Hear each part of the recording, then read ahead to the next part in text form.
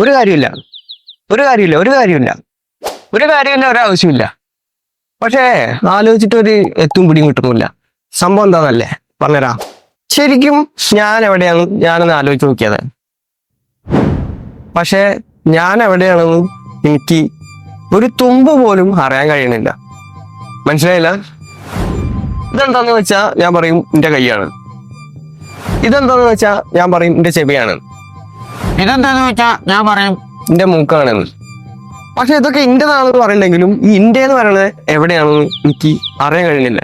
ഇപ്പോൾ മനസ്സിലായില്ല? നിങ്ങളൊന്ന് ആലോചിച്ച് നോക്കി, ശരിക്കും നിങ്ങൾക്ക് നിങ്ങളെ എവിടെയാണ് അനുഭവപ്പെടാൻ കഴിയുന്നത്? നിങ്ങളെ ശരിക്കും എവിടെ ഫീൽ ചെയ്യാൻ കഴിയുന്നു? എന്തിനാ അതൊക്കെ ആലോചിക്കണമെന്ന് അറിയില്ല. പക്ഷെ ആലോചിച്ചപ്പോ ഇതിനൊരു ഉത്തരം കിട്ടുന്നില്ല. ശരിക്കും ഞാൻ എവിടെയായിട്ടാണ് എനിക്ക് ഫീൽ ചെയ്യുന്നത് നോക്കുമ്പോൾ ഈ ശരീരത്തിന്റെ ഉള്ളിലായിട്ട് എനിക്ക് എന്നെ ഫീൽ ചെയ്യണില്ല, ശരീരത്തിന്റെ പുറത്തായിട്ട് എനിക്ക് എന്നെ ഫീൽ ചെയ്യണില്ല. അപ്പൊ ശരിക്കും ഞാൻ എവിടെയാണ്? അങ്ങനെ ആലോചിച്ച് ഇങ്ങനെ ഇരുന്നപ്പോ ഒരു ഉദാഹരണം മനസ്സിൽ കയറുന്നത്, നമ്മള് ഫോണിലൊക്കെ ഗെയിം കളിക്കുന്ന ആൾക്കാരാണ്. ഇപ്പൊ ഫോണിൽ ഗെയിം കളിക്കുമ്പോൾ നമുക്ക് ഫോണിലൊരു അവതാരം ഉണ്ടാവും, അതായത് ഒരു രൂപം. ആ രൂപമാണ് ആ ഗെയിമിലെ എല്ലാ ആക്ടിവിറ്റീസും എല്ലാ ഏരിയ കൂടെ പോയിട്ട് നമുക്ക് വേണ്ടിയിട്ട് ഗെയിം കളിക്കുന്നത്. പക്ഷെ ആ അവതാറിന് അറിയില്ല നമ്മളാണ് അതിനെ കളിപ്പിക്കണമെന്ന്. ഒരു തവണ ഗെയിം ഫെയിലായി, ഗെയിം ഓവറായി കഴിഞ്ഞാൽ വീണ്ടും ഗെയിം തുടങ്ങും. അപ്പോ അതേപോലെ ഈ ഭൂമിയില് ഈ ശരീരത്തില് ഏതോ ഒരു ബോധം അഥവാ ഞാൻ എന്ന് പറയുന്ന ശരിക്കുമുള്ള ഞാൻ എന്നെ ഈ ഭൂമിയിലിട്ട് കളിപ്പിച്ചുകൊണ്ടിരിക്കുകയാണ്. ഈ ലോകം എക്സ്പ്ലോർ ചെയ്ത് ഇവിടെ ജീവിക്കാൻ വേണ്ടിയിട്ടുള്ള എല്ലാ കാര്യങ്ങളും ചെയ്തുകൊണ്ടിരിക്കുകയാണ്. അപ്പൊ ശരിക്കുള്ള ഞാന് ഈ ഞാനല്ല എന്ന് തോന്നിപ്പോണേ. പക്ഷെ ആ ഞാൻ എവിടെയാണെന്ന് അറിയാനും കഴിയുന്നില്ല.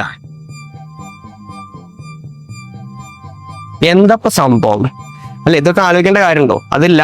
ഇത് ആലോചിച്ചാലും ആലോചിച്ചില്ലെങ്കിലും ഇവിടെ ജീവിക്കാം. പക്ഷെ ഇത് ആലോചിക്കണം എന്നുള്ള ഒരു ആലോചന ഉണ്ടാക്കുന്നത് ആരാ? അല്ലെങ്കിൽ അങ്ങനെ ഞാൻ ആലോചിക്കേണ്ട കാര്യം എന്താ? ശരിക്കും ഞാന് പിന്നെ തന്നെ അന്വേഷിക്കുന്നുണ്ടോ?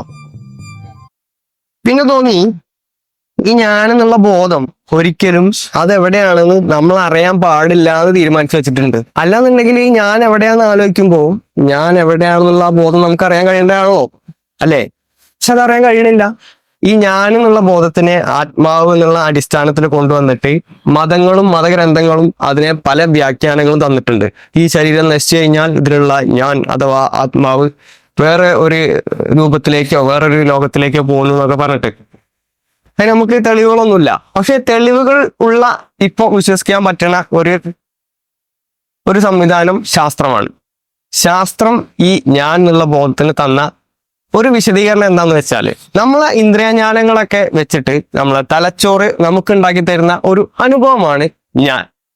ഈ ശരീരത്തിലെ ഈ ഇന്ദ്രിയങ്ങൾ എല്ലാം പ്രവർത്തനം നശിച്ച് ഈ ശരീരം മരിക്കുമ്പോൾ ആ ഞാൻ എന്നുള്ള ബോധം അതിനോടുകൂടി ഇല്ലാതാവുന്നു.